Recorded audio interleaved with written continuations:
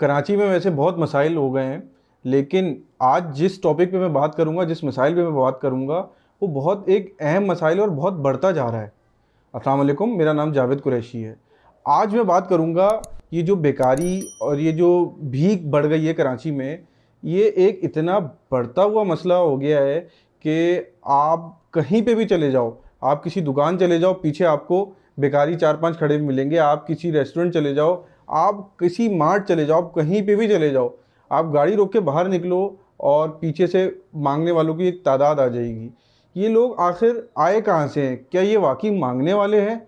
नहीं, ऐसा कुछ नहीं है, ये मांगने वाने वाले नहीं है। इन लोगों ने अपना कारोबार बना लिया है। ये अंदरूने शहर से, अब छोटे छोटे गाँव से, देहातों से लोग आते हैं और कराची को इन्होंने एक अपना, समझ लें, एक अड्डा बना लिया है और यहाँ पे इन्होंने प्रॉपर कारोबार शुरू कर दिया है। एक सर्वे के मुताबिक एक एवरेज भिखारी जो पूरे दिन में कमाता है डेली 1500 से 6000 के दरमियान है। मतलब ये एक नौजवान जो पढ़ा लिखा मेरे जैसा लड़का जो कमा रहा होता है उससे बहुत ज़्यादा है। एक एवरेज इनकम आप समझ लें, अगर इतनी जा रही है तो ये कितना कमा लेते होंगे कराची से। और न कमाने की बात नहीं है, इन्होंने, आप देखें कि चौरंगियों के नीचे, फुटपाथों के ऊपर इन्होंने पूरे अपने ख़ानदान घर बसाए हुए होते हैं और वहाँ से ये लोग आ जाते हैं शहरों से, और आके ये यहाँ पे इन्होंने बसेरा कर लिया है। कराची के वैसी हालात इतने ख़राब हुए हैं और आके इन्होंने अपना बोझ भी इस कमज़ोर शहर के कंधों पे डाल दिया है। वैसे तो कराची इनको भी पाल रहा है, लेकिन इतने मसले मसाइल बढ़ गए हैं। आप देखें, आप किसी रेस्टोरेंट जाते हैं तो अगर उसका ओपन एरिया हो, आप बैठ के वहाँ खा नहीं सकते, ये आपको खाने नहीं देंगे। आप गाड़ी में बैठ के खाएं तो ये आपको वहाँ पे भी खाने नहीं देंगे, आपका शीशा बजाते रहेंगे। आप जब तक इनको पैसे नहीं दो, ये आपको तंग करते रहेंगे। आपने किसी एक को पैसे दे दिए तो पीछे से पूरी लाइन लग जाएगी। तो आप बाहर बैठ के या गाड़ी में बैठ के आप खाने का तसव्वुर ही नहीं कर सकते। आपको रेस्टोरेंट्स के अंदर ही जाना पड़ेगा खाना खाने, या आप कुछ सामान लेने जा रहे हो, कहीं सौदा लेने जा रहे हो, तो इनकी पहले आपको इनकी लाइन बर्दाश्त करनी पड़ेगी, इनको देखना पड़ेगा। ये इतना मसला बढ़ गया है कि कोई इस पे बोलने को तैयार ही नहीं है। हाँ, बीच में बहुत मुहिम चली है इसके ऊपर, 2010 में, 15 में लोग लोकली भी और वैसे भी इसको बड़ा लोगों ने बायकॉट करना शुरू किया, मुहिम चलानी शुरू करी और इनको निकालना शुरू करा, लेकिन इसका कोई रिज़ल्ट मेरे हिसाब से आ नहीं सका। अभी भी मेरे ख्याल में शायद एक मुहिम चल रही थी बीच में कि हैशटैग भीख बंद करो और या भीख ना दो इस नाम से, लेकिन अभी भी ये लोग सरवाइव कर रहे हैं।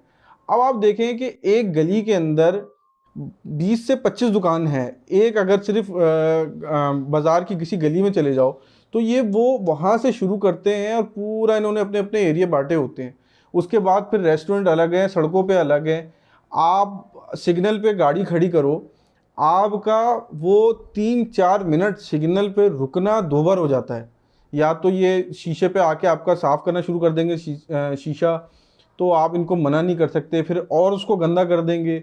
और आप किसी भी तरह ना कहीं किसी ना किसी मोड़ पे आप फंस ज़रूर जाओगे, आपको कुछ ना कुछ देना पड़ेगा जेब से निकाल के। अच्छा, इन लोग के चक्कर में जो असल बेचारे मजबूर हैं, जो असल मांगने वाले हैं, वो बेचारे साइड लाइन हो गए हैं, वो मांग ही नहीं पा रहे हैं। क्योंकि हमने जब बाइकआउट शुरू किया, हमने इनको देना बंद करा, तो हमें, हमारी नज़रों से वो लोग भी बेचारे निकल के चले जाते हैं।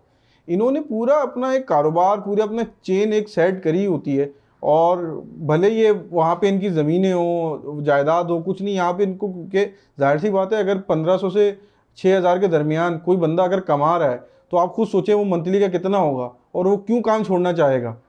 तो और इनको शर्म भी नहीं आती कि बाकायदा इन्होंने एक प्रोफेशनल अपनाया हुआ है। अब आप और मैं फैमिली के साथ कहीं जा रहे हैं तो ये हम इतना तंग करते हैं, इतना तंग करते हैं कि आप इनको देना शुरू कर दो। अच्छा, लोग काफ़ी आजकल आवाज़ें लगा रहे हैं कि ये जो हो रहा है ये ज़फ़र अब्बास की वजह से हो रहा है, जेडीसी की वजह से हो रहा है, कि उन्होंने यहाँ पे लाके पालना शुरू कर दिया लोगों को, या गरीब लोगों की, मुस्तहिक लोगों की मदद करना शुरू करी है। तो ये उस वजह से लोग बढ़ रहे हैं, ये लोग कराची में आ रहे हैं दूर दूर से कि यार हमें ये मिल जाएगा, खाना मिल जाएगा, रोज़गार मिल जाएगा। अच्छा, शायद हो सकता है उसके भी असरात आ रहे हों, और यकीनन आ रहे हैं उसके भी, लेकिन अब एक बंदा अच्छा काम कर रहा है, वैसे ही कराची में या पाकिस्तान में, पूरी दुनिया में बड़े कम लोग रह गए हैं जो इस तरह का काम कर रहे हैं, इस पैमाने पे काम कर रहे हैं। मुफ्त में गरीबों का इलाज चल रहा है और बहुत सारी चीज़ें हो रही हैं। अब आप देखें कि हम इन इतने बड़े काम को, इतने पैमाने को तो हम नहीं रुकवा सकते ना कि हम बोलें यार नहीं ये काम बंद कर दे। कराची के इतने फ़ायदे में जो काम चल रहा है, तो हमें इन्हीं को किसी तरह साइड लाइन करना पड़ेगा या इन्हीं पे कुछ ना कुछ करना पड़ेगा, वरना तो ये आस्ता आस्ता इनकी तादाद इस तरह से बढ़ रही है तो ये अब पूरे शहर को अपनी गिरफ्त में ले रहे हैं। अब मुझे तो लगता है कि अगर इस काम को अगर नहीं रोका ना, तो नौजवान पढ़े लिखे कम रह जाएंगे, ये मांगने वाले भिखारी यहाँ पे ज़्यादा रह जाएंगे। तो हम आवाम भी कुछ ना कुछ कर सकती है कि यार इनको भीख देना बंद करें या इनको थोड़ा सा टॉलरेट करना बंद करें। और इस पे जो सबसे मेन काम करेगी वो हुकूमत ही कर सकती है। हुकूमत वक्त जो काम कर सकती है और कोई दूसरा बंदा इस पे नहीं कर सकता, उन्हीं को इनको साइडलाइन करके निकालना पड़ेगा या अपने शहरों में इनको वापस भेजना पड़ेगा या इनको कोई रोज़गार देना पड़ेगा। खैर रोज़गार मेरे मुताबिक तो ये इससे बेहतर इनके लिए रोज़गार नहीं होगा। मांगने वाले कहाँ करेंगे कोई रोज़गार, क्योंकि काफ़ी सर्वे में ये भी आया कि इनको काम देने की कोशिश करी है तो इन्होंने वो भी मना कर दिया है।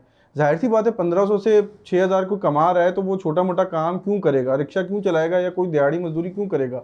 हालांकि इनके पास हुनर होता है, ये भी कारपेंटर या इस मिस्त्री वगैरह इस तरह के इनके पास हुनर हैं और ये भी सर्वे में साबित हुआ है, लेकिन ये लोग ये काम करने को तैयार नहीं है। तो मेरी हुकूमत वक्फ से अपील है कि इनको ज़रा देखें, इनको थोड़ा सा इन पे कंट्रोल पाएँ। और थोड़ी आवाम से भी अपील है कि ये जो भीख वगैरह जो मांग रहे हैं इनको देना बंद करें और अपने शहर को बेहतर से बेहतर बनाएं। अपना और अपने साथ वालों का ख्याल रखें। शुक्रिया।